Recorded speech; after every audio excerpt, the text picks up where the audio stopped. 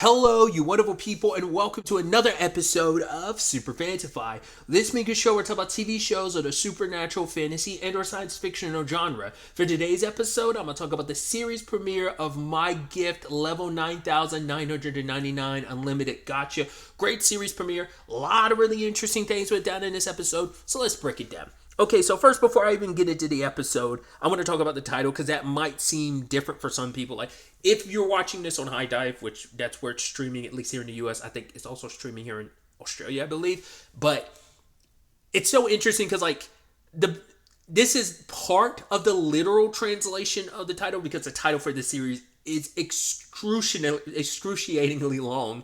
But this part about, like, level 9999 unlimited gacha, yada yada, that's part of the literal title, but it's not the beginning of the literal title. In fact, the next part of the title, which is backstabbed in a backwater dungeon, is the first part of the literal translation of the title. Why High Dive felt the need to, like, move that around, I don't know. I guess it's so you can get the unlimited gacha part because it is such a crucial, important part. So just the backstabbed in the backwater dungeon is...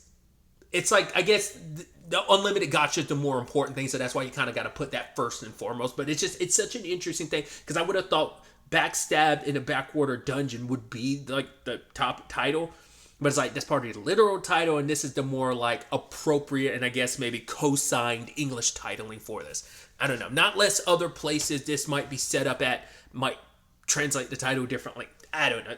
Here on the High Dive, that's how it's translated. So it's really interesting. Either way, we get an immediate crash course into this story. We get introduced to our main protagonist, Light, and we find out about the 9 different tribes. You know, there's elves, there's dark elves, there's Oni folk, there's beast folk, there's centaurs, this and that, long list. And then at the bottom of the totem pole are humans. And I'm curious... We haven't really gone... I guess humans are just naturally at the bottom. We don't know what the hierarchy of the other creatures are. It reminds me a little of Metaphor Fantasia.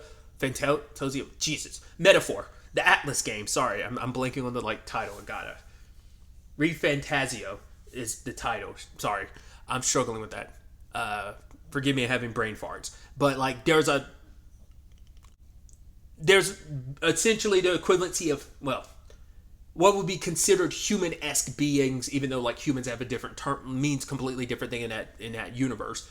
But they're called Eldas. They're at the bottom of the totem pole. Other creatures kind of, like, fall somewhere in between, and some see themselves higher than others, and some are definitely higher than others on the totem pole. Like, once you get to the top, it's more beef of, oh, who should be on top? But then, like, some people just fall to the bottom just because of their people. We didn't really see that necessarily amongst the cast of characters we saw, because they were, like, I don't know if they're, like, the tippity tops of their respective races, so, like, they're fine. Like, there was never any, like, but that was them playing, like, nice with each other to lure Light in, so who knows how much of that was just in play acting or how much they legitimately get along. Like I said, I don't know how much of all the races are fine. Just humans, it's everyone's punching bag. So when he, you know, goes out on a venture because basically he wants to make money to take care of his family, Light, you know, signs up and introduced to a very nice person who's also a fellow human, so she's not going to treat him badly. So she was very nice to him, unlike anyone else he interacted with. But he shows off his ability, his unlimited gacha. Basically, he rolls this device, and basically it summons up a card, and that card is an item. But the problem is, it's a little wonky. And he even says, like, oh, it's usually not like this, and because he doesn't even fully grasp the full capability. He doesn't fully understand his power, his gift. And so he brings out, like, a twisted fork, a rotted apple, and moldy bread. And so it's like, cool, you need to stay in F rank. Here's some small jobs you can do. Won't pay a lot. But for him, it's like, I don't care. I'll do whatever job I can if it means I can get some money to send back home. But then, like, some people accost him and, like, treat him like crap, kick him, beat him while he's down, and then take his money and bounce. But then he gets introduced to, what was it, oh god, I forgot their name already, but basically it's a group formed of the 8 tribes, and they want him to join as a human, and they embrace him, and it's like, oh my god, look at all these powerful people, you know, such a lowly leveled human. I'm with all these people from these different tribes who are all high level. I don't think there was anyone below 3 digits amongst that group. and he feels welcomed. And obviously, you go into the series knowing what the twist was going to be, but the problem was like trying to understand, well, why? Because you went out of your way to bring in a human, even though humans are so low on the totem pole. So I'm like, why is it? They go into a dark dungeon. They help him out. The elf in particular acts like, oh my God, like everyone's poking fun of her. It's like, oh, obviously you care about light a lot. She's like, no, no, no. Like, you already running through your head like, oh, you're playing him and that's sick and disgusting. But they get to the point they no longer need the pretenses. I guess because they got far enough into the dungeon where it's excusable, like, oh, some powerful enemies here killed him.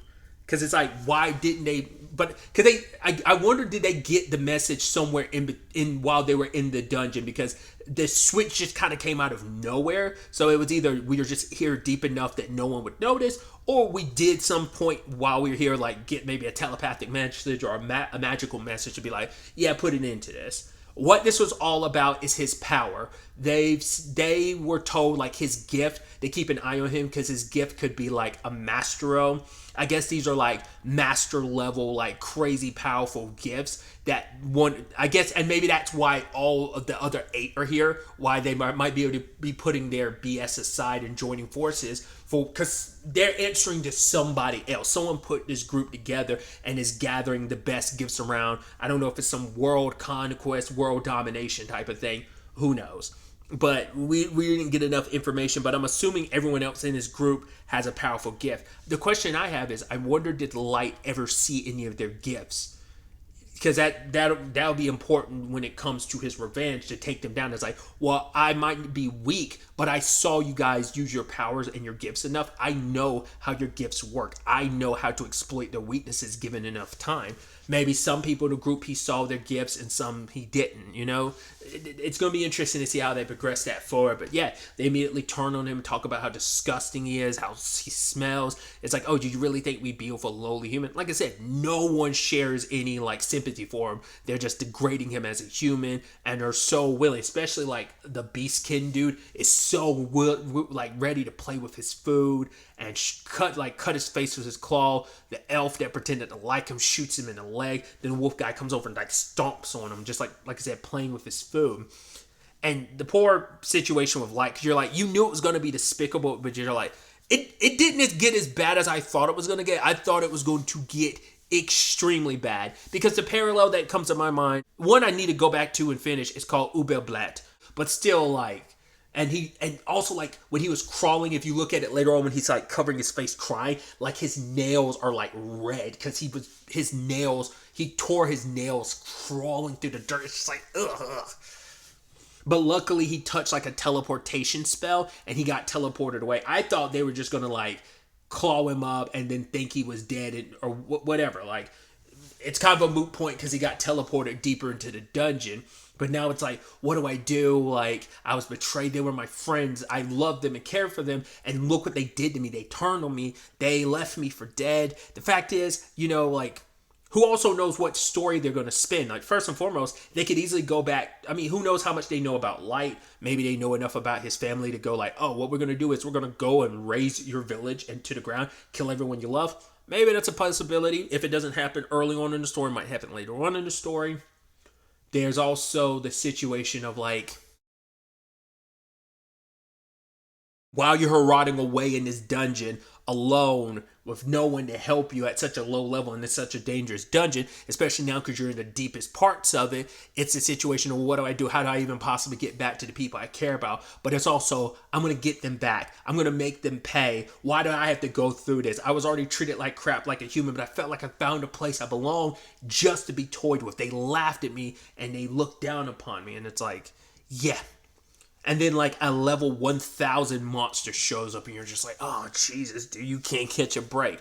But then he activates his Gacha ability and he summons May, the level 9999 maid. And she saves the day. And she goes over and she so like heals his wounds, and it's like, oh, you have such like a handsome, beautiful face that doesn't deserve to be scarred up. So it's like, right, can I hear your name? It's in that lovely voice of yours. And he's like, Light. She's like, Master Light, Master Light, Master Light. And she's so excited, so willing to serve him.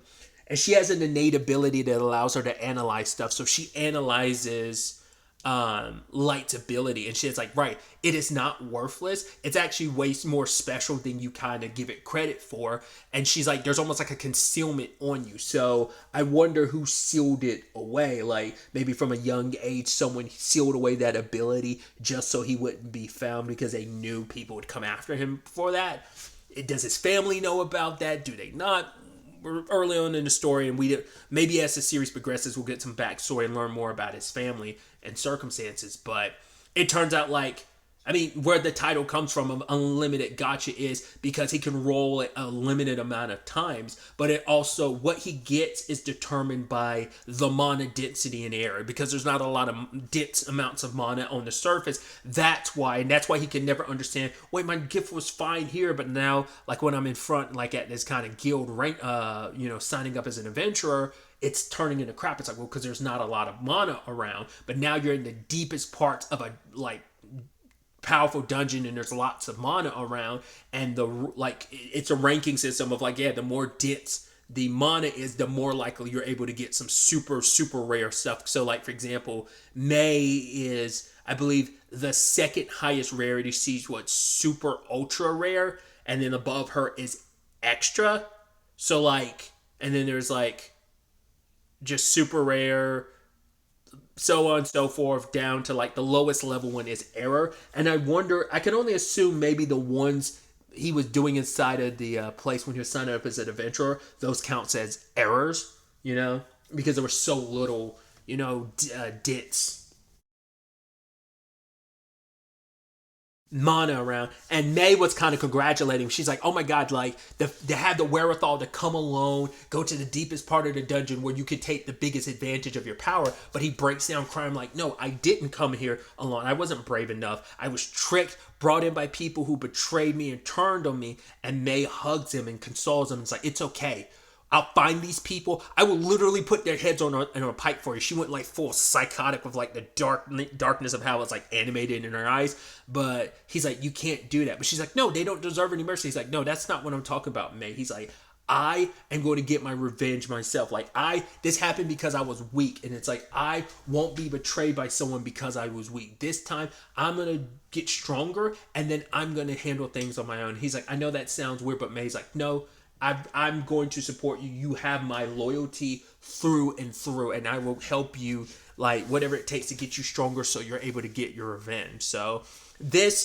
way they were kind of phrasing it sounds like this is going to be essentially ground zero for the kingdom he's going to build. Like, it's going to be kind of built from here. This is going to be the foundation. There's so much dense mana here, so he can take advantage of his unlimited gacha the most here. And this is the first step in his long line of revenge. It's not only you got to go after the 8 that betrayed you, but you also got to go after whoever hired them, who gave them the go ahead to kill you, get close to you, find out whether your gift was worth anything or not. And once they determined it wasn't, they decided to kill you. It's like there's so much he doesn't know, because as a human they're limited in what they're able to know too, because he doesn't even know how to, like, it came up earlier, like he doesn't know how to read because it's meant to like keep the human race down even more, so by making him not as, like, knowledge not as acceptable and susceptible to them. Acceptable, it just was the word I'm looking for, sorry.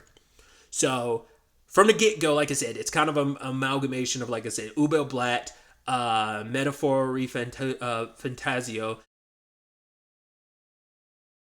good old classic fantastical revenge story. It's going to be interesting to see how this progresses. The series has been going for a couple years now. There's both, it's originally a light novel, but it has also been adapted into a manga as well. So I'm interested to see like where the story goes. Obviously, wherever the story is, both light novel and manga wise, he hasn't gotten his revenge, considering both versions of the story are still ongoing. So, but I'm interested to explore, like I said, more the nature of this world and understand even more about their betrayal and maybe even more about the unlimited gacha. I'm excited to see where the story of revenge ends up taking us going forward into the next episode. But really, that's all I wanted to talk about. Till the next time we meet, be happy, be safe, live life to the fullest, and enjoy it. Good day and goodbye.